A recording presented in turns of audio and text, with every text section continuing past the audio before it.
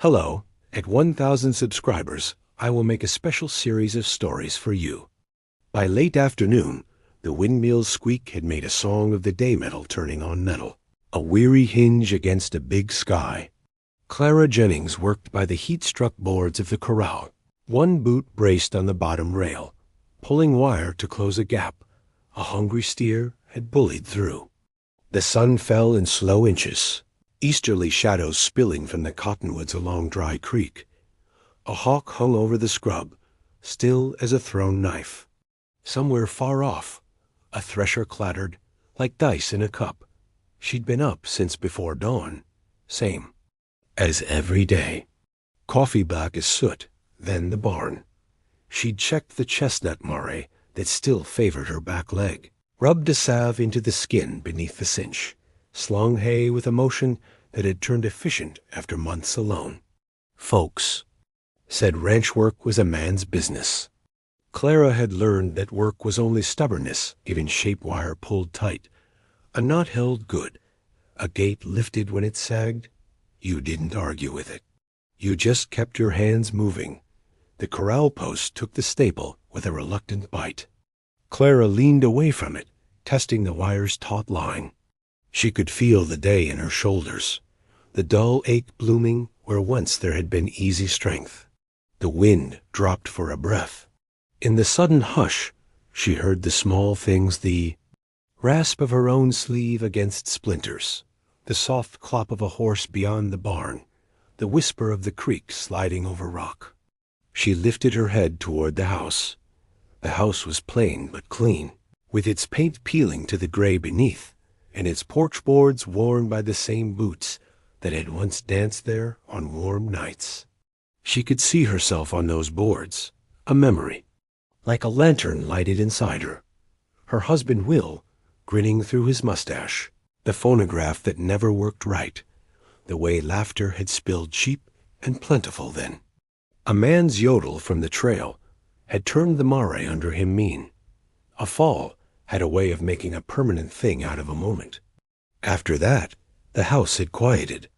She'd learned the way silence could be loud, how it could have edges, how it could cut if you weren't careful.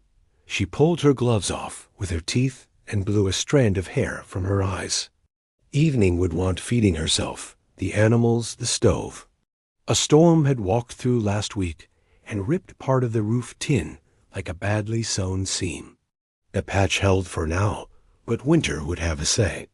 The bank in town, Mr. Crowley, with his ink-smudged fingers and soft voice, had begun smiling too kindly when she came in. Smiles from banks were colder than shade at noon. She kept that in a separate room of her mind. The first knock didn't startle her. It came light, polite, like rain beginning. She was halfway across the yard before the second one, a little braver, thudded against the wood. A whistle of dust circled her skirts. Boots in her mind, slowed and turned cautious travelers, sometimes mistook her place for the halfway house that used to be on the other side of the creek. And travel broke all kinds of men in all kinds of ways. She slid the iron latch with the soft, steady motion of a woman who did not want to spook whatever was on the other side, but would not be surprised either. Two girls stood on the porch, side by side, mirroring each other without even trying. Twin braids hung over twin shoulders, tied with the same faded ribbon. Their dresses were plain calico and dusty at the hem, but someone had scrubbed the collars white and mended the places that took strain under the arms, at the elbow, over the hip. Their faces were burnished by sun rather than the Powder City girls liked. Each had a scatter of freckles across the nose like windblown seed. One held the reins of a roan moray whose ears flicked to pick up any word that might be meant for her. The other clasped a little carpet bag with one hand and the porch railing with the other, as if ready to run or ready to stay, depending how the next minute went. They were not much past 16, if that. They were not afraid. The one on the left spoke first, voice steady as a fence post. "We heard you needed a man on the ranch." The other girl lifted her chin, and the words slid after the first with quick certainty, like a colt stepping into its second stride. Our papa loves you. The world made a small clicking sound in Clara's chest, as if a gear had slipped past a tooth it didn't know it had.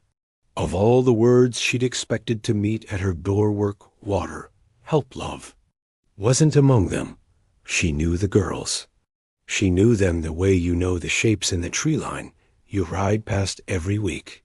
Mary and June McBride, daughters of Tom McBride, the man who lifted a hand in greeting at Sunday service, who once steadied a sack of feed for her at Emerson's store, who spoke short and honest and kept the best fences in the valley. He carried sadness like a well-fitting coat since his wife's death. No fussing with it, just wore it. She'd noticed the way he looked at the horizon, eyes narrowing into thought rather than distance. Clara looked from one girl to the other. That is a remarkable thing to say at a person's door, just at sundown. It's true, said the first girl, Mary, if memory served. She had the slightly wider mouth, the laugh quicker to come. And we figured sundown is when folks tell truths. Clara considered that. Sundown was when the day confessed what it had made of you, what it had taken, what it had spared.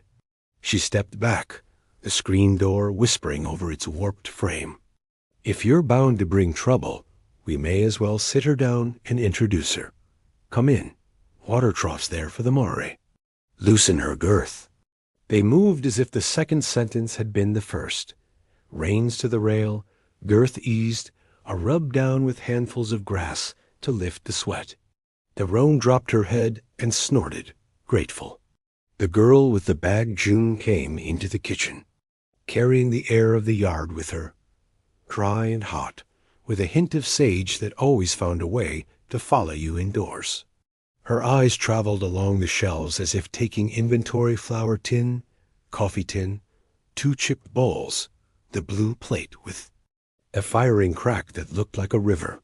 She set her bag on the chair back and stood, hands folded at the waist in a manner taught by some long ago aunt or mother.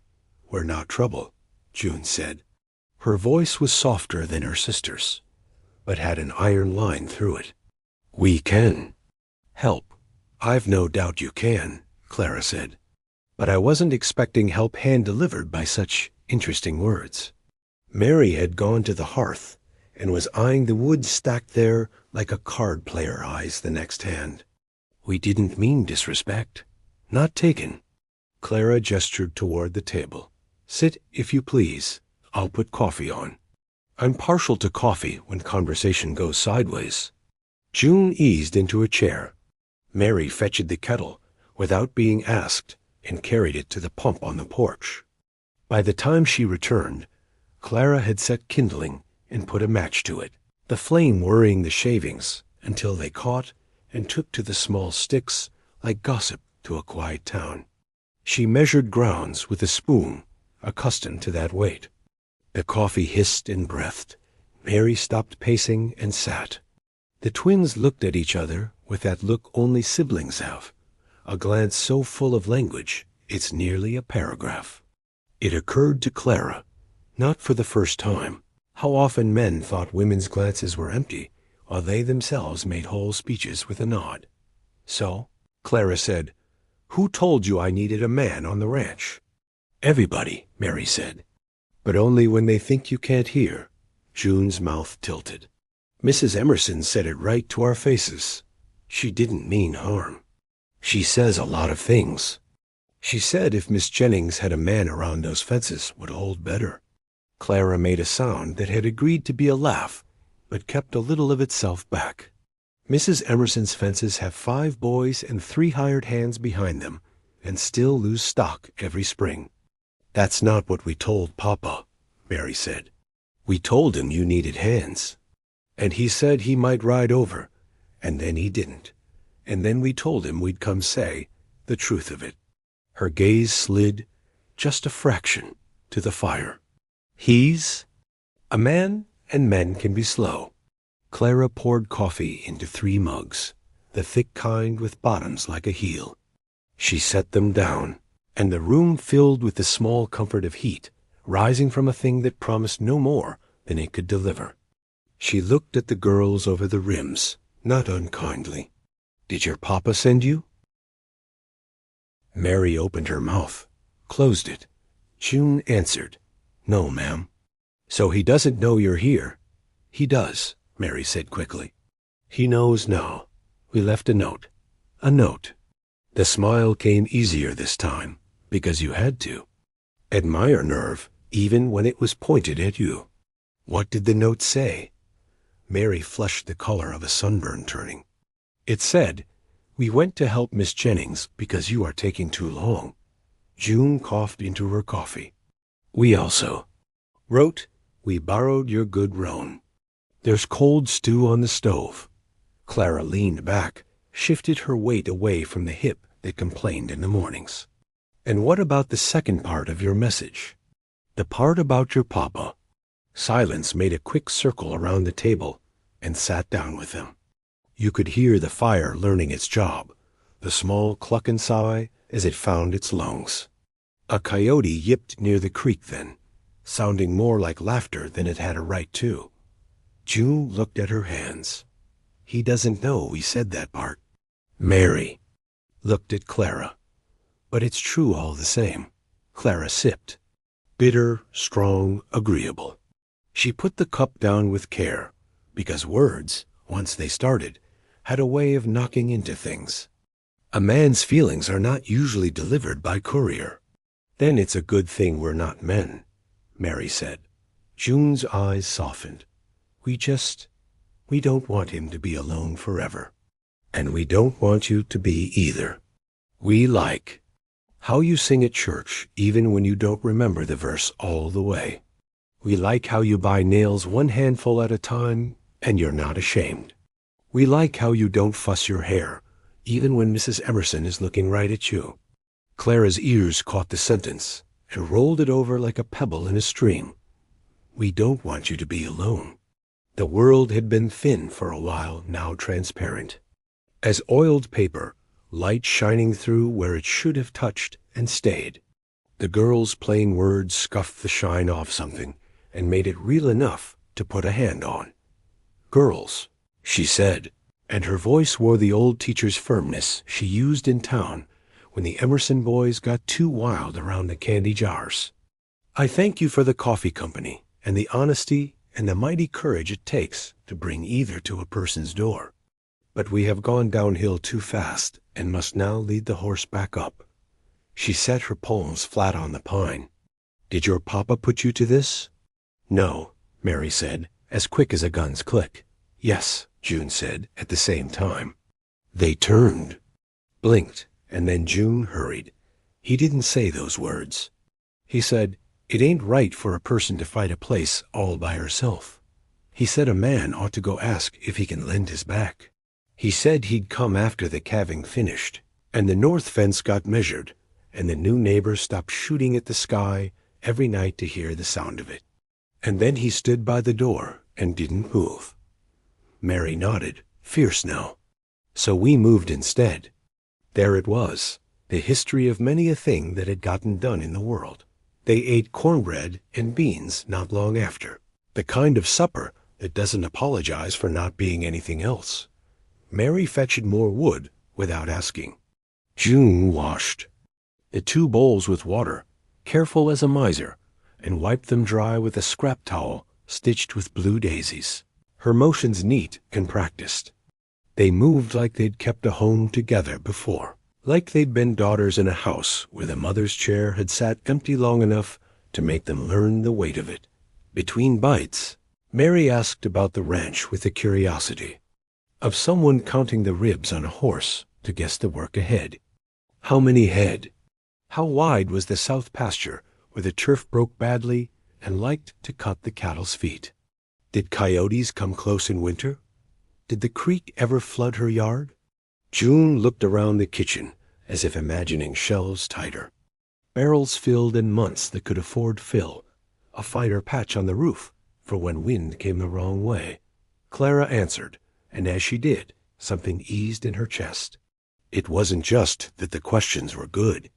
It was that they were asked by people who intended to stay with the answers, to see if their weight was equal to their sound. So, Mary said at last, setting her spoon in her bowl with a small clink, "Can we sleep in the loft tonight and start in the morning? We can do chicken duty and the milking and check your wire on the east fence.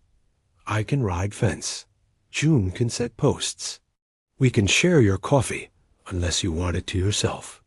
We don't eat more than 2 people's worth, even if we want to." June nodded. "We do want to." Clara knew what she ought to say.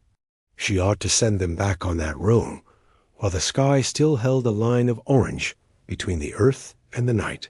She ought to tell them to make their father stand where they were, standing, and use his own mouth for any declarations his heart had. She ought to hold the line she'd drawn around herself, because the moment you opened it, folks would put ideas across it, same as cattle through a gap they could smell. "Bring your blankets from the saddle," she said. "The loft gets a mean draft even in August. I'll fetch you a second quilt. Mind the latter. It's sound, but it likes to sway its opinion." Mary's smile went so wide it made her look like a younger version of herself. June's thank you was a quiet relief, not triumph. They went soft-footed onto the porch. The roan blew and stamped. The last of the day laid itself across the yard, like a blanket folded at the foot of a bed. Alone in the kitchen, Clara stood, very still. The twins' sentence had walked into the room and was holding up pictures she didn't expect to look at. Tom McBride with his hat in his hands on her porch. Tom at her table pouring coffee. Tom along the fence line talking wire. Age and winter hay. She didn't blush at the thought. She did not tremble. But something found a place that had been empty and put its back to it as if it had been meant to stand there all along. She turned down the lamp and carried 2 quilts out to the barn. The loft took the lamp's glow in a warm scoop. The girls had already made 2 tidy nests out of blankets and their 1 small bag. Mary was combing the roan's mane through her fingers, murmuring nonsense with a tenderness that was sense enough. June had stacked their shoes side by side with the toes pointed the same way, the kind of care that meant you woke in the dark and your first step could be trusted. "Ladder testifies against strangers," Clara said. "Mind your footing if you come down to the privy before dawn." "Yes, ma'am," they chorused, and somehow the ma'am felt like respect rather than distance. Mary paused, hand still on the horse's neck. "We meant what we said," she added, simple as stating that the stars were setting out their cold lights again. "He does. I heard you," Clara said. "And I'll hear him if he finds his voice." June's head moved. A little nod that accepted a bargain struck fairly. "We'll be up at first light." "Second light will do," Clara said. And the joke made something silver flash across Mary's grin. Back in the house, Clara washed the 3 cups. She left them upside down to dry, small domes on the plank like 3 hills on a map. The clock on the mantel had a slow heart, but kept true enough time to tell her night had fully settled its weight. She barred the door, not against anything she could name. Sleep didn't come quick. The bed had learned her shape and held her to it, but her mind wasn't ready to lie still. The twins' words knocked again. "We heard you needed a man on the ranch. Our papa loves you." Outside, the creek went on being a creek, indifferent and faithful. Coyotes called and got their own echoes back. The wind brought a trace of another. Place sage from the uplands, smoke from some neighbor's cook fire, the faint iron tang of the old well. She thought of Tom McBride under a different roof tonight, perhaps reading the note his daughters had left.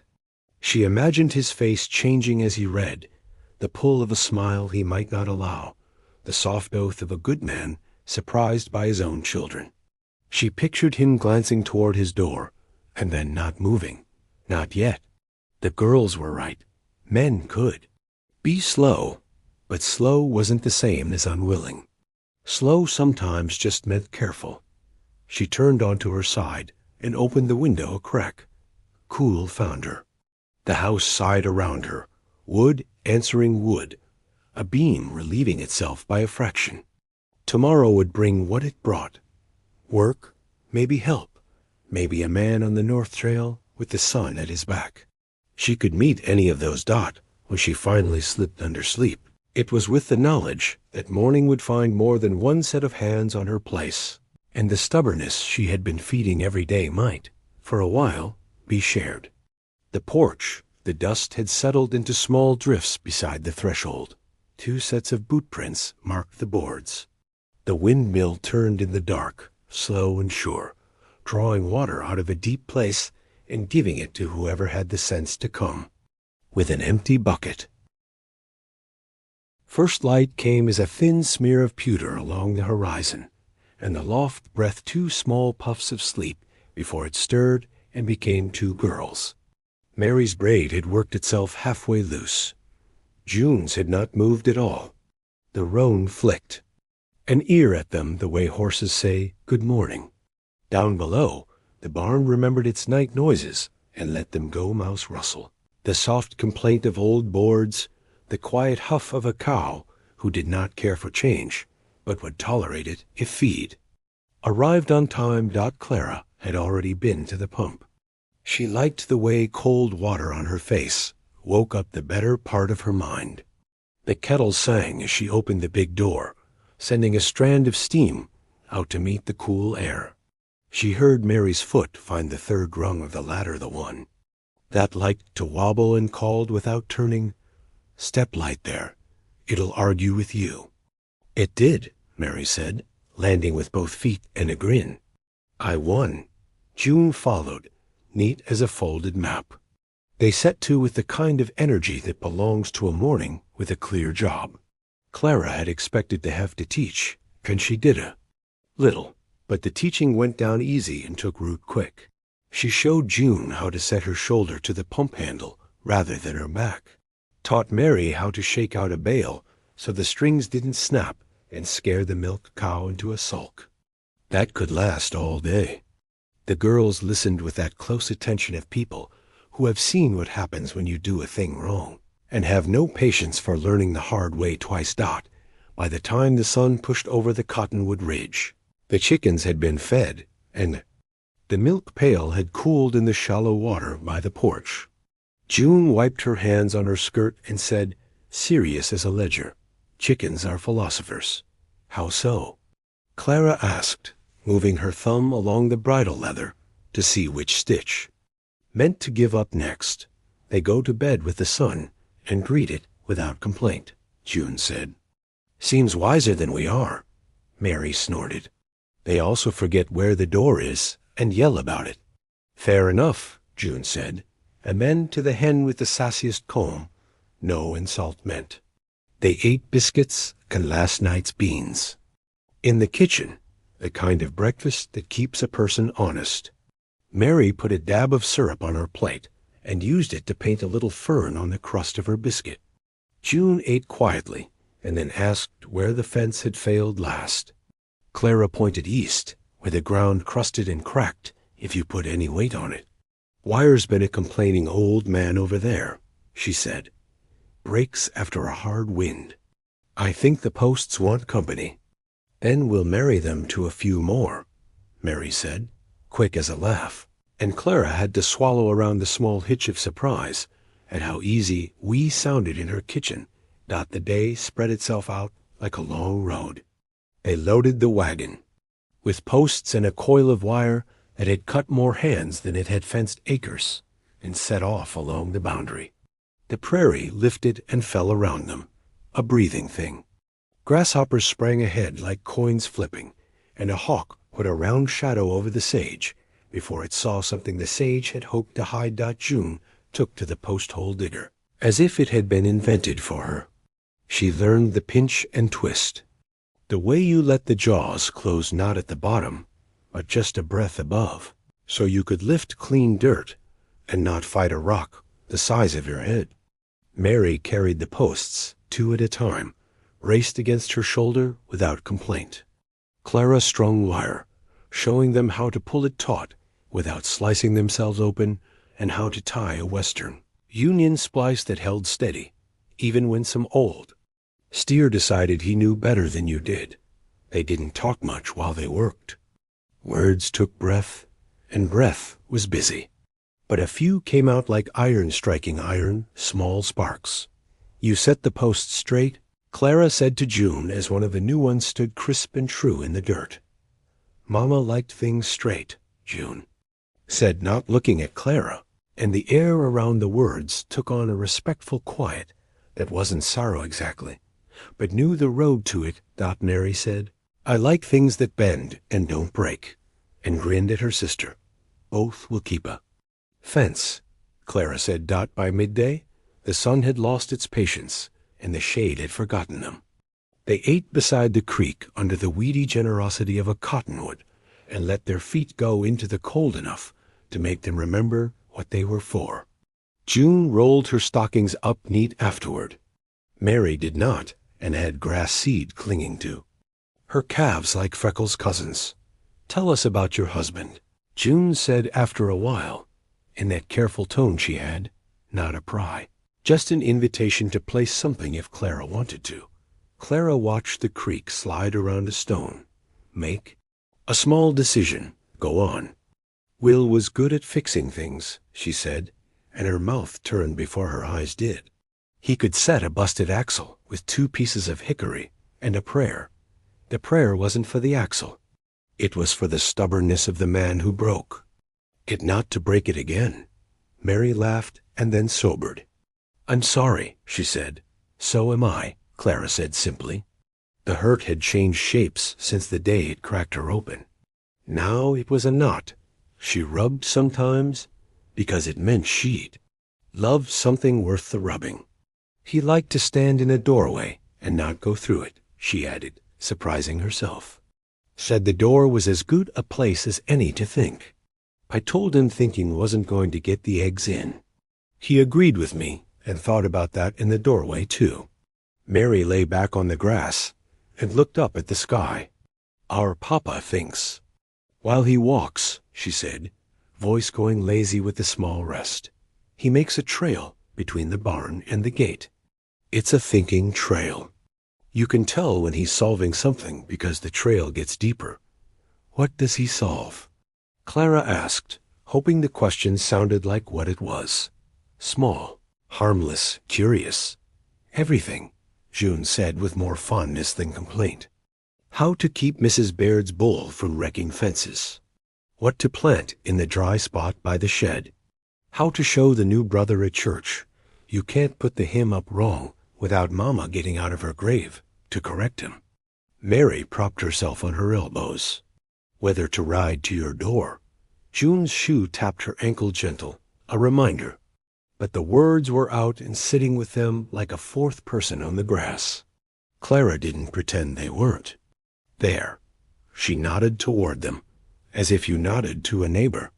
A man ought to bring his own words, she said. When he's ready? He's nearly ready, Mary said, and then, he's slow like honey is slow. It still sweetens. Slow isn't a sin, June added. Nor is fast a virtue, Clara said, and realized she believed it more than she had yesterday. They went back to work. A lizard did a few push-ups on a sun-hot rock to prove whatever it is lizards need to prove. By late afternoon, a string of new posts leaned their shadows over the wrong side of the fence as if showing off. A wire sang a high, tight note when you plucked it, the sound of a thing that meant to hold, near the last post. Mary yelped, stiffened, and then went still as the piece of dirt her boot had turned. Snake, she breathed. Clara didn't look where Mary pointed. She looked at Mary. Don't move. June's eyes flicked and found it. A bull snake, fat and sun-lazy, coiled half under a lip of dirt and half out of it. Not a rattler. The head was narrow, the tail plain but big enough to lend gravity to the afternoon. Bull snake, Clara said. He's after mice, same as us. Mary, step back slow. We'll let him finish his rounds. She picked up a long stick, touched it gently a foot away from the snake to announce herself. The snake tasted the air with its tongue, decided this wasn't worth the argument, and slithered away like a ribbon being pulled under a door.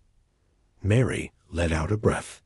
"I knew it wasn't a rattler," she said, which was brave and also just then untrue. June's hand found her sister's forearm and gave it a press that said brave and untrue can shake hands and make peace. "Good eye, anyway," Clara said. "There's more life than us out here. Best to let it make a living if it's not making a mess." They finished the line with the day leaning west and went home by a path that crossed the pasture, where the sweetest grass tried to grow despite the soil's meanness. The roan flicked her ears at the barn, like a person catching sight of a bed. The milk cow noted the sun's hand on the horizon and forgave their small lateness. Inside, the kitchen took them in the way a dog will pretending not to be watching the door, then thrilled to see you. Mary washed at the basin, ran wet fingers over her scalp, and gasped the kind of cold that makes you grateful you have skin. June set the table with the precise pleasure of making empty places ready to hold fullness. Clara took down the skillet and decided biscuits could be coaxed out of the flour bin if she worked quick and didn't mind them a little short. Mary volunteered to coax and, under Clara's eye, cut fat into flour with 2 knives until the mixture looked like the kind of dirt a good rain would improve. Her biscuits came out respectable. They ate them with gravy that tasted of pepper and pan, and the quiet around the table had a contentment to it, like a cat in a patch of sun. Later, Mary found the phonograph in the corner where it had sulked since Will died. The crank had lost a screw. The needle was blunted to mercy. She turned it gentle, listened, turned it again, then bent over it with the stubborn tenderness she gave to balky creatures and contraptions. "You mind if I try?" she asked, the way she might ask the permission of a skittish horse. "It's more ornament than instrument," Clara warned. It never kept time even when it worked. "That's life," Mary said, and coaxed the crank into a short, wobbly willingness. The sound that came out was scratched and thin, but it carried the shape of a waltz. June, washing the last cup, set it down and closed her eyes for a heartbeat, as if the room had reached a hand back through time and touched her cheek. Clara felt a start of something that was not pain and not quite joy, just a stretching in a place that had gone tight from disuse. She didn't dance, but her foot remembered how to keep a rhythm on the plank floor. For a minute and a half, the pour machine gave them the ghost of music, and the kitchen filled with the kind of sound that makes other sounds walk a little softer. When the needle gave up, Mary didn't try to push it further. She patted the case as if the machine had done a hard day's work and earned its supper. June dried her hands and put the cup away with the others, upside down like hills on a map. They sat a while after that, unwilling to spend the day completely. Like folks make a last slice of pie last 2 bites longer than it has any right to. Talk turned, as it would, to the thing sitting quiet in the room with them. June said, "We should probably send another note, so he doesn't worry." "He knows you can take care of yourselves," Clara said. "But worry doesn't listen to knowledge." Mary tipped her chair back and caught the balance like a trick. "We could send word with Mr. Vargas when he takes his sheep up near your north fence tomorrow. Or with the Emerson boy," June suggested. "He runs everywhere." "The Emerson boy eats everywhere, too," Mary said. "He'd eat the note." Clara folded her hands and looked at them both. "I won't have you making a mess between me and your father," she said, not sharp but clear. "If he has something for me to hear, he'll bring it. Until then, there's more fence than words need to mend." June nodded, acceptance quick. As a blink, Mary opened her mouth, thought better, and let a smile take the place of what she'd been about to argue. "All right," she said. "We'll save the ink for the ledger." "Ledger?" Clara asked. June reached into their little carpet bag and brought out a neatly kept notebook. Columns ruled with a straight edge, entries in a handwriting as clean as a swept floor. We keep one at home. I brought a spare for here. It helps to see what you have and what you don't, and what you are pretending you do. Clara took it, thumbed the smooth paper, and felt a small uncoiling inside order made visible. Let's see then, she said.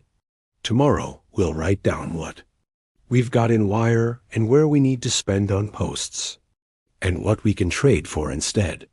We can trade Mrs. Crowley eggs for nails, Mary said. She likes your eggs best and pretends they're not yours when she buys them so Mr. Crowley will eat them. Mrs. Crowley is smarter than her. Husband, June observed with no malice, only noting a weather report most of the time. Most, Clara agreed, amused at the thought of the banker eating her eggs without knowing he'd bought the work. He'd warned her she couldn't keep up. When they went up to the loft, the moon had thrown its thin shawl over the yard.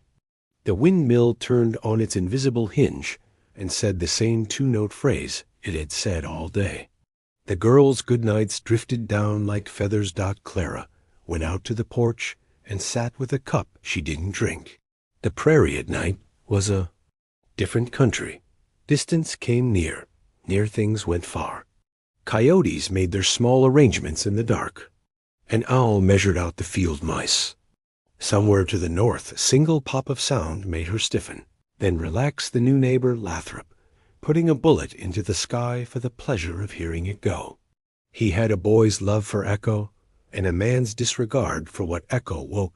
She thought of Tom McBride and the path between his barn and his gate. She pictured it a little deeper tonight and let herself like the idea. She didn't dress it up as more than it was. She didn't put a name to the thing that had begun to stand in that empty place in her chest and put its back to it.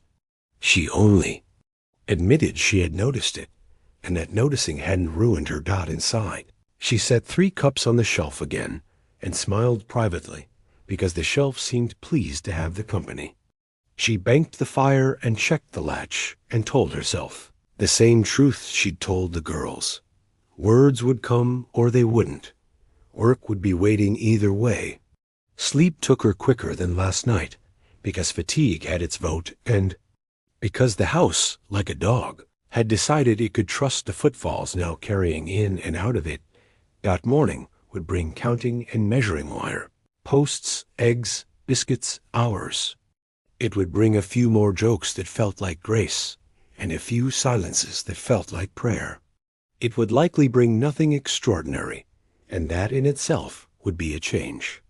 And somewhere in the valley, a man's boots would mark and remark. A trail between a barn and a gate, the kind of trail that says a person is choosing, not just moving. The heat had been building for days. By mid-August, the valley felt like a skillet left too long on the stove air shimmering above the sage, the creek running low and sluggish, and the cattle restless from the dust that coated everything in. A dull brown film. Clara had lived through enough summers to know that all this dry tinder was just waiting for a spark. Still, when it came faster than she could have guessed. That evening had been quiet enough. The girls had carried water to the troughs and scrubbed the milk pails bright as coins. Clara had sat on the porch step with a length of leather across her lap, mending the harness straps by lamplight, while the twins bickered inside over which hymn went best with washing the dishes. The house felt lived in again, filled with the clatter and warmth she had once thought gone for good. For a moment she let herself breathe easy. Then the air shifted. It wasn't just the wind.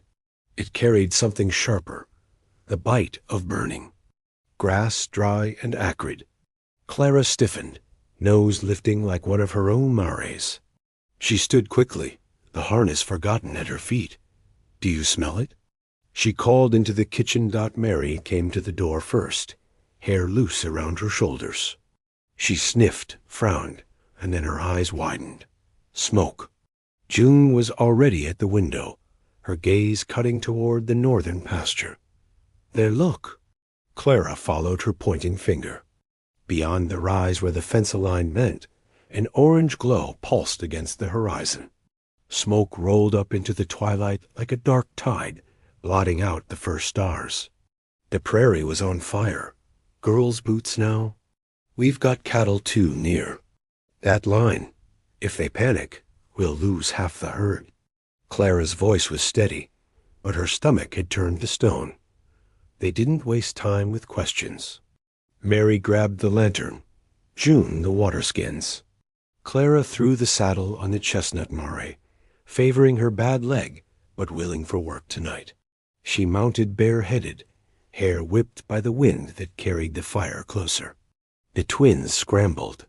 Up onto the roan together, June holding the reins while Mary clutched the coil of wet burlap they had soaked in the trough. The fire was moving fast, whipped by a dry wind running out of the west. By the time they reached the north pasture, flames were already licking at the grass, throwing sparks into the air like angry bees.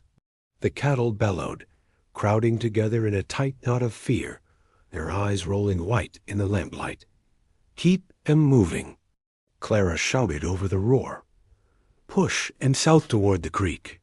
The girls whooped and hollered, waving their arms, driving the herd away from the flames. Clara rode hard along the fence line, slapping at the fire with the wet burlap, stomping out what sparks she could.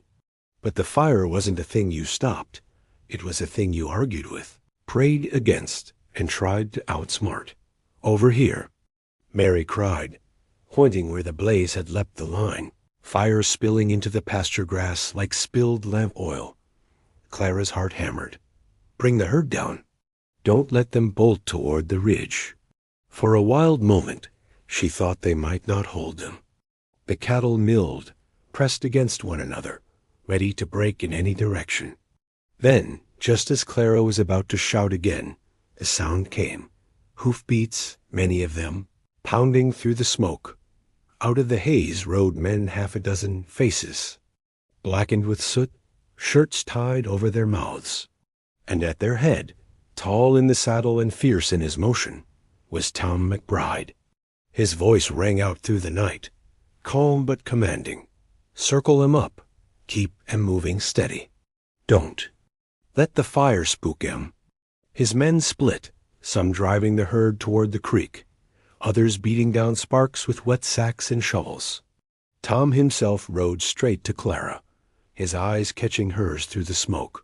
"You've got the east," he called, swinging his hat. "To push the cattle. We'll take the ridge." She nodded. No time for anything else. Together they moved like parts of one machine, her on the east, him on the north, the twins darting in to turn stragglers, his men holding the line. A fire roared and hissed, throwing sparks into their hair, stinging their eyes. But slowly the herd gave way, step by step, until they were moving as a body toward the safety of the creek bed. Hours passed in a blur of heat and smoke. Clara's arms ached from swinging the burlap, her throat raw from shouting. The girls coughed but kept at it. Mary's braids singed at the ends, June's cheeks streaked with soot. At last, when the stars had risen high and cold in the sky, the worst of the fire broke against the creek and died in the damp earth. The pasture lay black and smoldering, the smell of char and ash heavy in the air. Clara dismounted slowly, her legs trembling beneath her. The cattle were safe, clustered by the water, lowing uneasily, but alive. She let her hand rest on the mare's neck, feeling the horse's sweat slick against her palm. Tom approached, leading his gelding by the reins, his face smeared with soot, but his eyes bright and steady. For a long moment, neither spoke. Around them, his men stamped out the last embers. The twins clung to each other's shoulders, and the night seemed to exhale. Finally, Tom broke the silence. His voice was low, worn by smoke and exhaustion. "I reckon my girls have been speaking more truth than I have. Clara, I've wanted to tell you myself." He paused, eyes not leaving hers. "I do love you." The words came plain, without ornament, but they cut through the smoke like a clear bell. Clara felt them strike deep, somewhere she had been guarding for years. Her mouth went dry. For once in her life, she found no answer ready on her tongue. Instead, she looked at the twins' Mary's soot-blackened smile, June's tear-bright eyes, and then back at Tom, standing there with his hat in his hand, his heart bared as simply as a man could manage. And though the fire behind them still smoldered, Clara felt a different warmth rising in her chest, one she could not stamp out, even if she tried. Would you like me to keep building this chapter out with slower, novel-like, pacing, more detailed action during the fire, and more intimate inner thoughts from Clara, or keep it at this dramatic, sweeping pace? The fire left its mark on the land. By morning, the northern pasture was a sweep of black, the earth still warm underfoot, smoke lifting in thin, ghostly threads. A line of fence lay half-melted, posts scorched down to their roots, wire sagging, like a bow without string. The cattle, huddled by the creek, bawled low and restless, their hides marked with ash. Clara rose stiffly from her chair on the porch. She had not slept more than an hour, yet her body seemed unwilling to stay in bed when the day itself demanded rising. Her arms were sore, her throat scraped raw from smoke, but she pushed herself upright. There was too much to be done. The twins were already moving about the yard, hair braided tight, boots muddied. Mary fetched water from the pump, sloshing it into a bucket for the roan, whose sides still bore the salt crust of last night's work. June had taken the milk cow to the far paddock, humming under her breath as if to soothe both the cow and herself. Their youth seemed both a blessing and a burden, quick to recover, quicker to pretend that fear had not been pressed into them. Like a brand, Tom McBride stood at the fence line, surveying the ruin with his hat in his hands.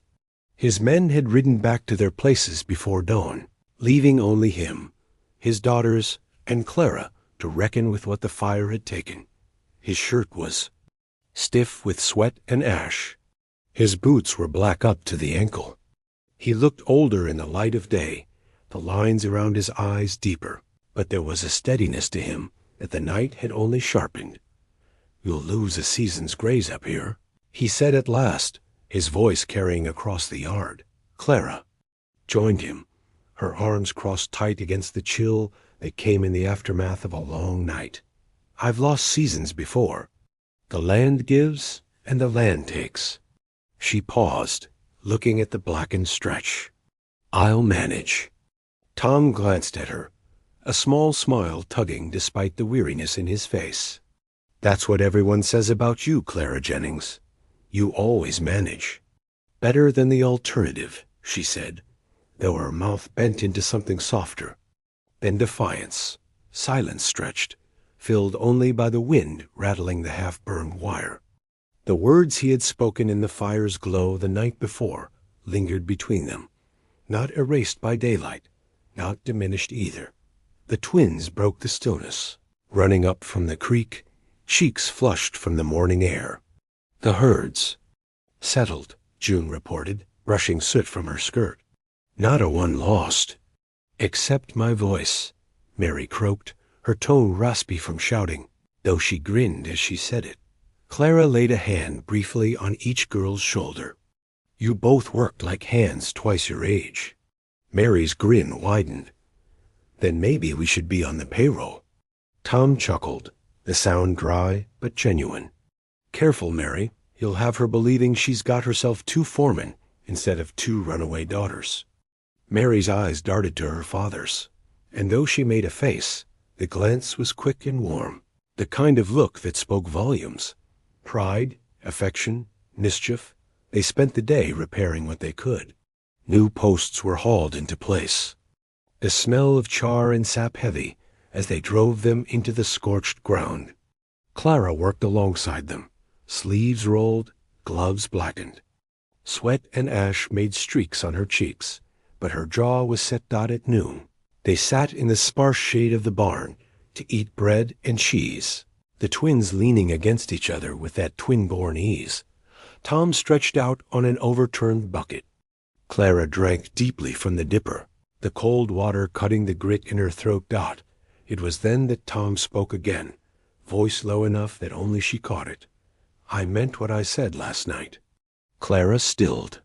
She had known this moment would return, carried forward by the steadiness of his eyes and the certainty in his tone. A fire had not been the place for answers, but the morning was no easier. "I know you did," she replied quietly. Tom studied her, his hat rolling between his hands. "I don't aim to put a burden on you, Clara.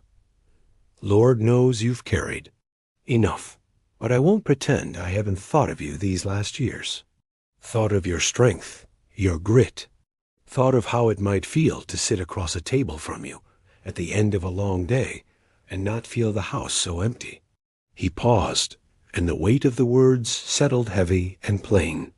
"I love you."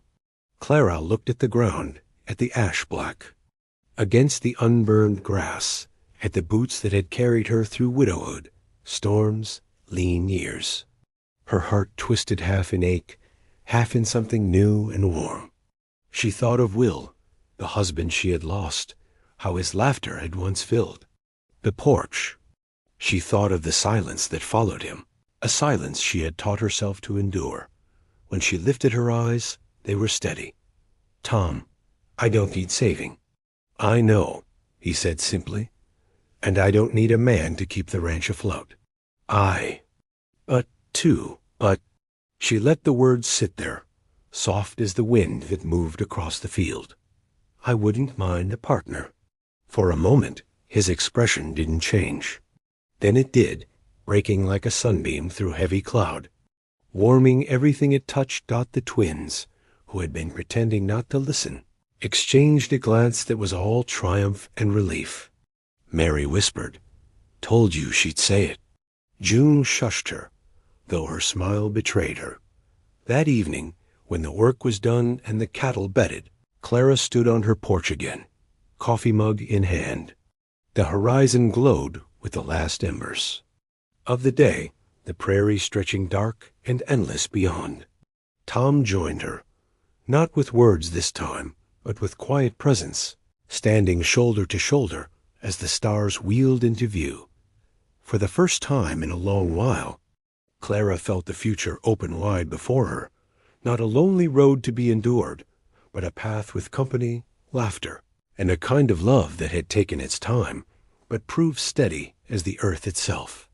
She sipped her coffee, let the silence rest easy between them, and thought to herself that maybe the twins had been right all along. The ranch might always demand more than it gave, but with 4 strong hands beside hers, and a man willing to walk with her rather than ahead of her, it might just be enough. And when the sun rose the next morning, painting the scorched earth gold, it felt less like loss and more like promise.